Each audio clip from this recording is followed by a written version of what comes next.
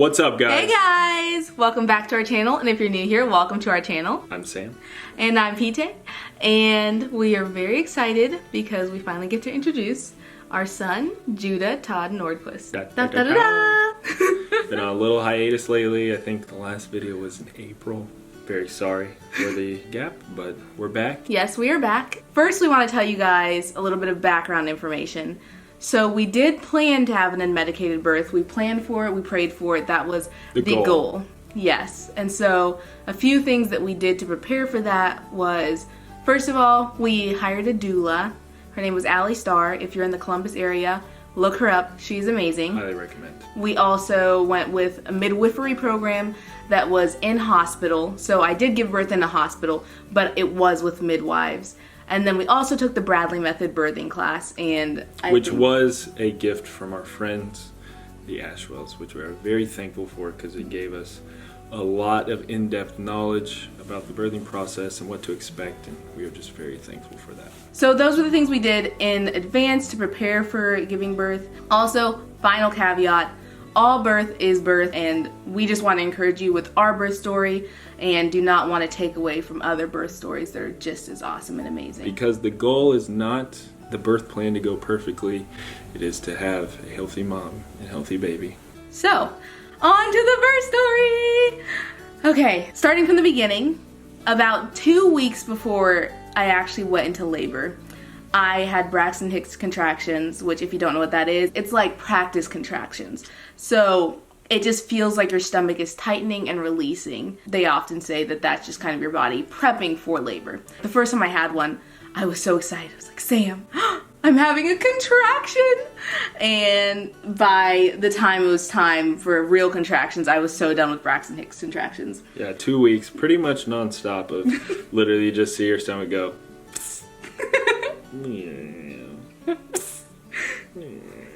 I ended up actually going into labor on our due date. So our due date was July 28th, and on July 28th at 3 o'clock in the morning, I woke up to real contractions.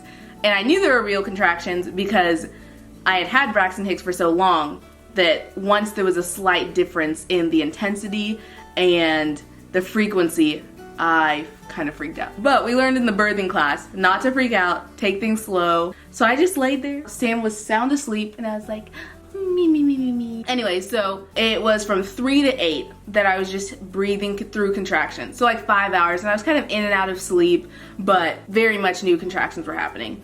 So finally at 8 o'clock, Sam woke up. Actually it was like 7-ish. Sam woke up and started getting ready for the day, and I was like, oh boy, I've been having contractions since 3. We're having this baby. And I'm like, really? Really? Sweating. I was excited because the thing was, she had Braxton Hicks for 2 weeks, and having that, I'm always asking her, does it feel a little bit different? Is it a little stronger?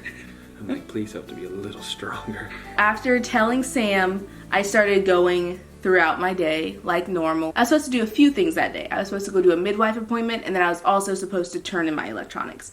So At your employer. Yes, at my job. So I just woke up, started working like normal, on the couch, trying to get as much work done as possible, and just breathing through the contractions.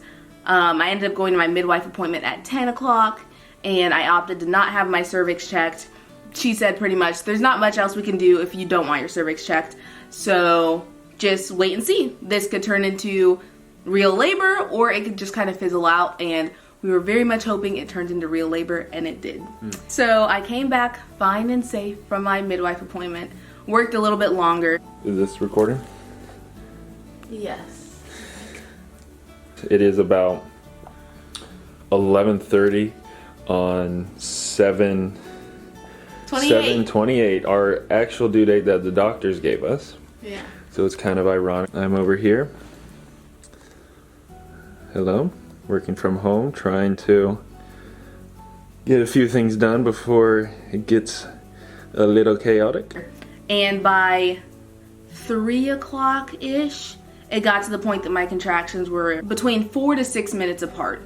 And I would say, even from the beginning, my contractions were pretty close together, like 10 minutes apart.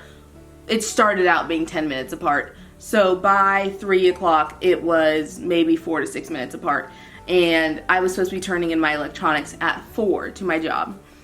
And at that point, I told Sam, I don't think I can drive. I need to message my boss and see if I can turn in my electronics early because these are... Or later, or just skip that day in general and do it like a week later. Yeah, but we decided it was best to turn in my electronics that day so after Judah was born, we wouldn't have to deal with that later on.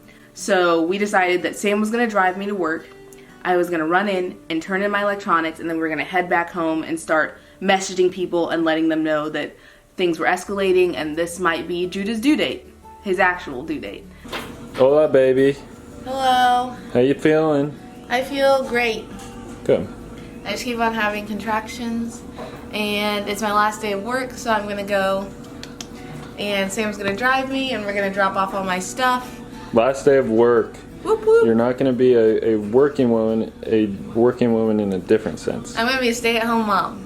Yeah? But Sam's driving me because my contractions are getting a little bit saucy. They've gone from a 2 on a scale of 10 to a 3 or 4, so. Yeah. Sam drove me to my job. FYI, contractions in cars, from not personal experience, from what I've seen, are a little more intense because you can't move. You're kind of, Yes. you have to be buckled in, you got to be stationary, so they're a little more intense. Intense for sure. And this is the time they're starting to escalate a little bit, so. I wait for a contraction to end, and then I grab my stuff, I run inside, I bid my adieus, and I run back to the car, and the moment I get in, another contraction hits me, and I'm like, oh my goodness. I'm like,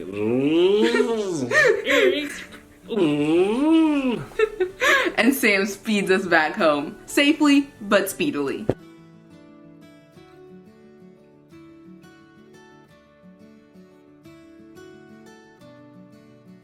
And once we're home, I message our doula and let her know that things are just getting more intense. I send her a picture, like a screenshot of the contractions on the contraction timer that I was using. Mm-hmm. It was Sam, my mom, and our doula that were allowed in the hospital with us.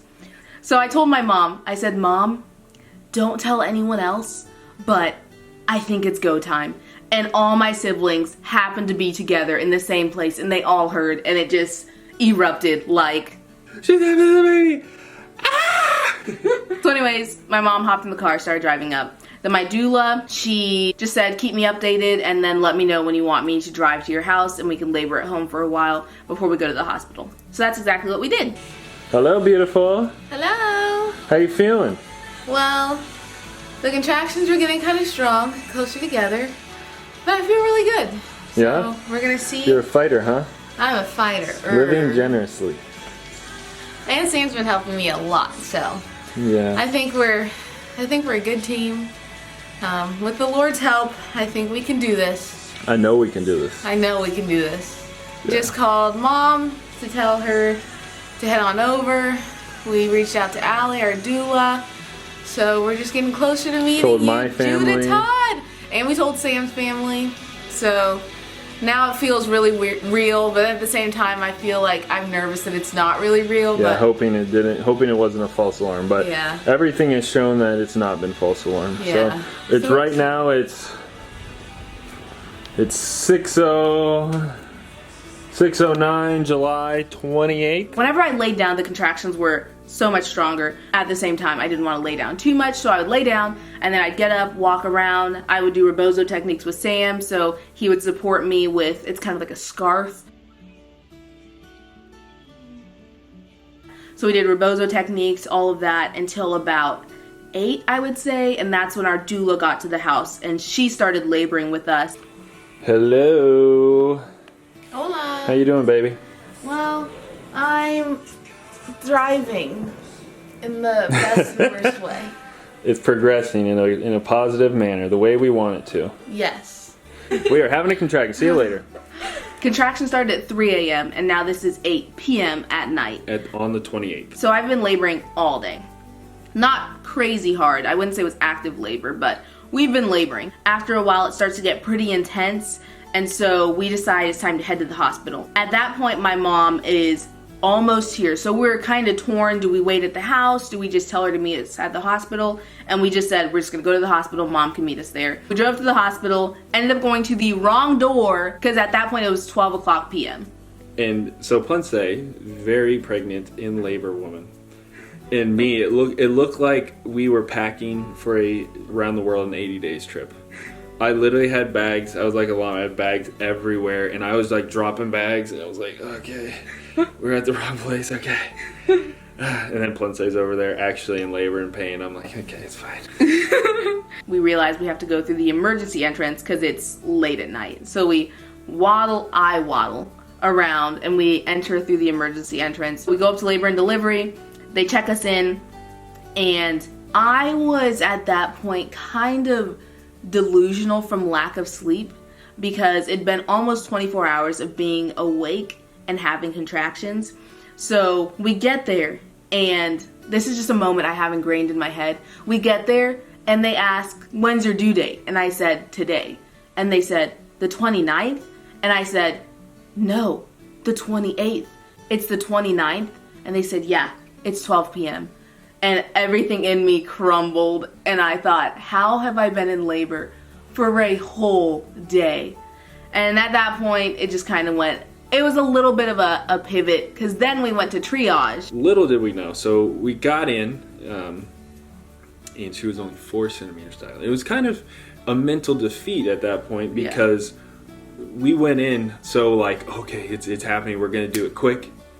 To 4 centimeters. You have to be 10 centimeters dilated to give birth. And it was just like, oh, we're in this tiny little room. It's just me and Ponce. And our doula was not able to come with us. She was in the waiting room, which was great because she ended up waiting and meeting up with my mom. And they are requiring Ponce to have a fetal heart monitor on her belly.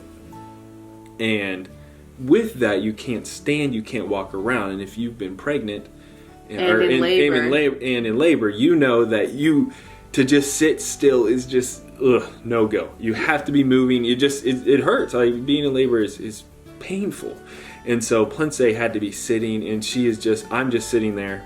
And they told us we need to see that his heartbeat is good for 30 minutes. So Ponce is wiggling and the heart monitor's falling off, and I'm just like, Ponce, we gotta focus right now. If it goes off or anything, we gotta restart. And I know it's hard, but we gotta stay still. And Ponce's like, I can't. And it was just what, like. And she was squirming, it was falling off, and I was just like. Finally, they come in, they check me, and I'm 6 centimeters dilated. And Sam and I truly. This is 2:30. Yeah. So we had been in triage for 2 hours. I understand. At a hospital, they're busy. Mm-hmm. And things sometimes are said like, oh, we'll be back in 30 minutes. We'll be back in an hour. But things come up. And that's just the reality of a hospital, that you can't necessarily take everybody 100% for their word, or else you're going to get burnt. Yeah. And we got a little burnt because we're like, where are they? We're pressing the button. Oh, man. This is our lovely triage room. This is my lovely wife. We've been here for legit 2 hours since about the end of 12. Loving every minute of it. But now we are soon to get our birthing room. So very excited about that. She is such a trooper. She's been fighting all night long, legit for 24 hours straight. Proud of her. We got this. We'll update you soon when we have a child in our arms. Maybe before that, but bye. So they asked us if we would have any specific requests, and we say we want a birthing tub. So they're like, okay, we'll go get that ready for you, and you guys can go ahead and get like your shoes on, and we'll head on over to your labor and delivery room. So I stand up, and as I stand up, my water breaks. And when your water breaks, labor goes from, I would say, you're probably already at 100, and it goes from 100 to like 500 because you no longer have that cushion around the baby. So it's just your child's his noggin was head and body just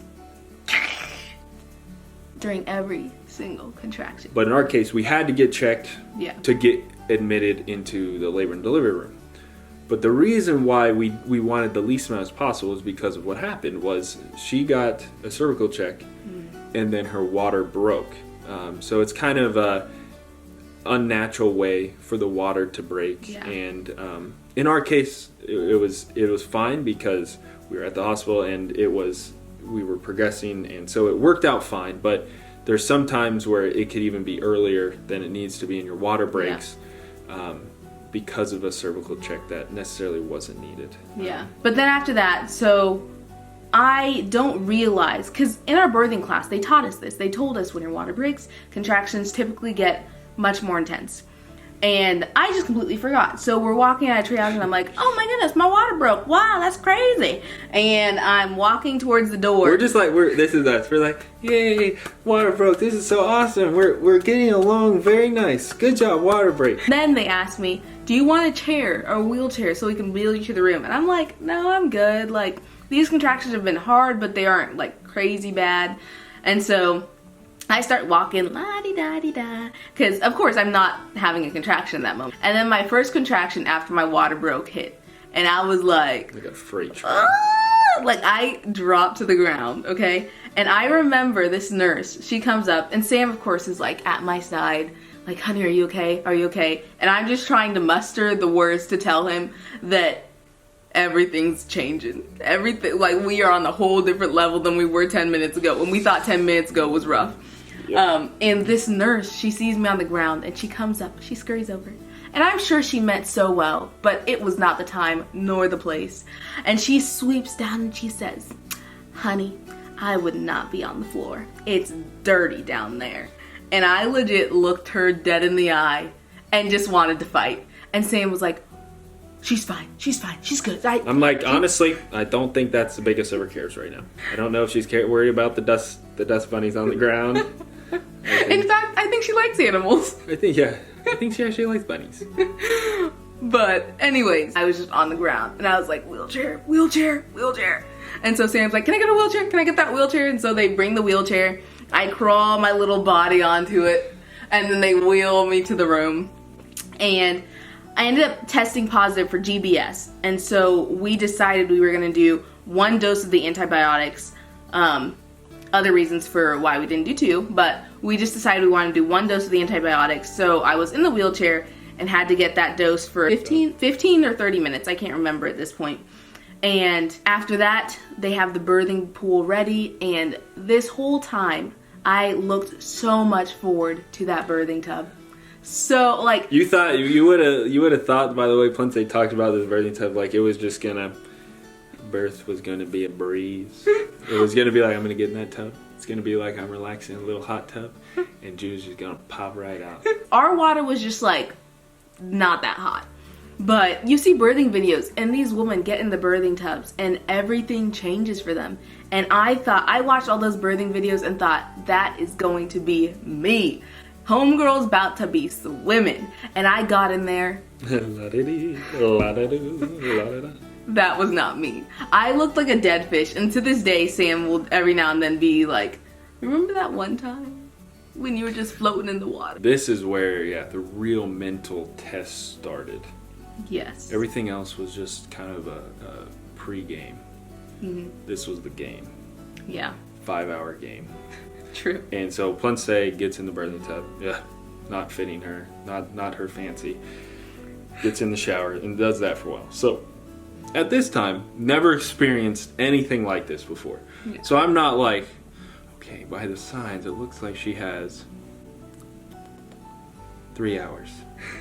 No, I have no clue what's going on. So I'm like, is she close? Do you think she's close? Do you think like next 10 minutes? So one thing that the Bradley method, and just being a believer and a human, you know that encouragement in times of trouble are very, very important. Mm-hmm. And so that's something that was my role. My role was encourage her to just be there, to say you are doing a good job. Because the fact is, the option for the epidural was always there. The option to take any sort of medicine was always there. For any intervention was there. But it was our goal to do an unmedicated birth. And so with that, there needed to be a certain amount of encouragement to tell Plince, you're doing great, you can do this, God made your body for this, you are strong. And essentially, I've probably repeated 5 different phrases 100 times each. That was really the main theme of this 5 hours. And for the longest time, probably from about 3 to 6 or 7-ish, what seemed like no progress. It's defeating. Like I said in the triage room, it's defeating because you want so badly for this to be over. Your best friend's in so much pain and agony, and you just want to see your baby boy and just know that he's healthy. But you can't do anything. You can really just say, Lord, give me peace. Help me to be supportive right now. Give Plince strength. Starting around 7, it turned a corner a little bit. Yeah. It felt like transition for that whole time. And transition is usually only maybe 15 minutes to an hour, and it's really intense. It's from when you're like 7 to 9 centimeters, I want to say. And usually it's really, really short, and then you end up like really being intense. at 10, yeah, very intense, and then usually you go to being 10 centimeters and ready to push. All throughout this time, since about 3 a.m., Plince was like asking myself and our doula, can I please get checked? Because it's again a mental thing where you want to see that you are greater than 6. Because we went in there 6 centimeters dilated, we wanted to see progress. For the longest time, I would encourage her. I was like, okay, we'll wait like 2 contractions. Yeah. We'll wait 2 contractions and then we'll do a cervical check. And that kind of went on. So Plince would ask. 2 contractions would go by. She'd forget. It'd come back to her, and then I'd say it again. We did get checked, probably around 7-ish, and she was 8. So it was progress. It was encouraging. Yeah. But it had been about 3 to 4 hours, and I'd only gone 2 centimeters. Yeah, actually almost 5 hours. Yeah, only 2 centimeters. It was like, okay. And also, I will say, this whole time, my African mother is in the corner, just praying like none other. And I have to say, I truly believe that was one of the most pivotal things in my birth, was that people were praying for me. My mom was praying for me. My siblings were praying for me. My grandma in Africa was praying for me. Sam's family was praying for me and praying for us. And that truly was so amazing. So finally, I'm 8 centimeters, few more contractions, and I'm checked the second time, and I am 10 centimeters. And I cannot tell you the relief. After just going through pain for a while, it's just so nice to be at a place where you can do something about it, aka pushing. Finally, 10 centimeters, we start pushing. I pushed for an hour, I think. I pushed for like about an hour, and praise the Lord, Judah was born. And I cannot tell you how emotional I was. Sam was emotional. Our doula was emotional. My mom was emotional. It just truly felt like we made it. Sunsets and sunrises are some of my favorite things. And I remember it was around 7 or 8 when the sun started to rise. And as the sun rose, that's when Judah was born. And it was truly such a gift from God, just the sunrise and our son coming into the world. And Judah's like, why'd you take me out there? Why'd you take me out of there? Yep. And so... But it very much gave context and a real life example of pain tarries for the night, but joy comes in the morning. And just how, as believers, this life is not necessarily always characterized by happiness and good things, but there's suffering and hard things. But we know as believers that we have a promise that we have a hope that will continue even in suffering. And so Judah was born, and they put him on my chest, and we did skin to skin for maybe an hour, 2 hours. And then Sam got to cut the cord once it stopped pulsing. A little weird, but I'm glad I got to do it. I was like, okay. Is this gonna hurt him? It felt like such a victory. Sam, I, and the Lord was just so present in so many aspects of our birth. It was just amazing.